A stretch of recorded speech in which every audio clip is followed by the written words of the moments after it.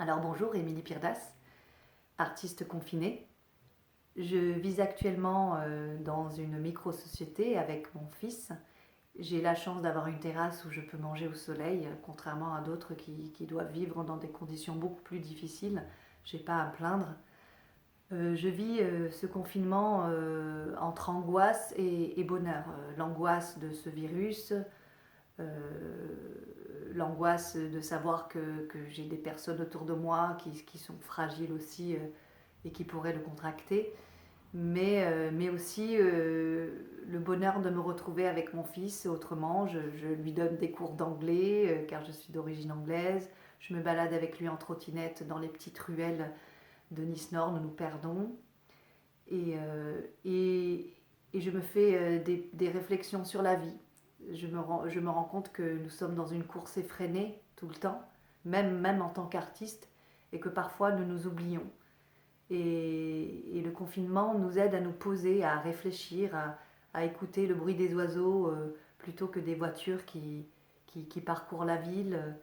Le temps est suspendu, comme si tout se posait tout d'un coup. Donc ce sont les bons côtés du confinement. Euh, Ensuite, je me rends compte de tout ce matériel que nous avons autour de nous et que quelque part la possession crée le malheur et que nous n'avons pas besoin de grand-chose. Je suis souvent habillée de la même façon pendant une semaine. J'ai un jogging et un pull et que je n'ai pas besoin de tous ces artifices autour de moi. En espérant peut-être que ça fera un chemin dans ma tête sur le futur. J'ai ma propre compagnie, donc la compagnie Un Poisson en Avril que j'ai créée.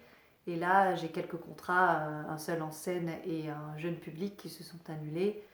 Et je dispense de cours aussi où je ne peux plus voir mes élèves actuellement. Donc je suis en télétravail de temps en temps avec eux pour continuer la route avec eux pour les spectacles de fin d'année.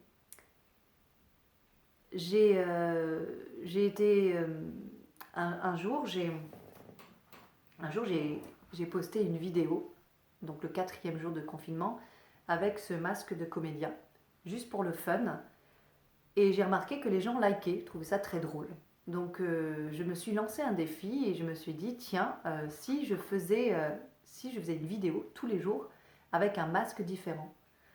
Alors j'ai décidé donc de partir sur une chorégraphie, une routine quotidienne qui se répète tous les jours, donc avec des chorégraphies de chansons populaires comme la Macarena ou le Gangnam Style ou Thriller, YMCA par exemple, et avec un masque différent chaque jour pour exprimer mon angoisse donc du virus, mes obsessions sur la propreté, les angoisses humaines de chacun d'entre nous.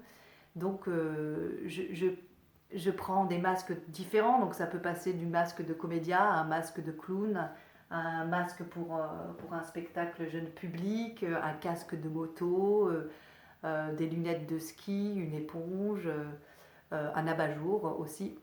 Et je détourne la chorégraphie selon le thème.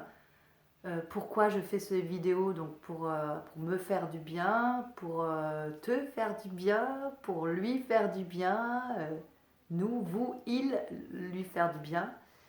Et c'est une façon justement de détourner, de détourner la société dans laquelle nous vivons, cette micro-société là de quartier.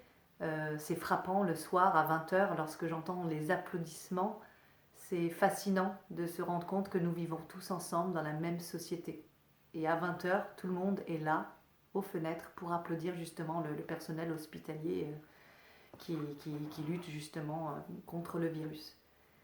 Voilà, donc ces vidéos, c'est un reflet de la vie avec humour, avec angoisse. C'est ça que je veux délivrer comme message ou pas, ou que ça ennuie même. Ça peut ennuyer. Mes vidéos peuvent ennuyer parce que c'est une routine quotidienne. Et c'est important pour moi aussi de me lancer ce défi pour pouvoir faire travailler mon cerveau, l'amuser et ne pas le faire mourir quelque part. Ne pas faire mourir la création. Voilà, donc je vous dis en tout cas, prenez soin de vous tous. Euh, nous sommes chers et bisous confinés.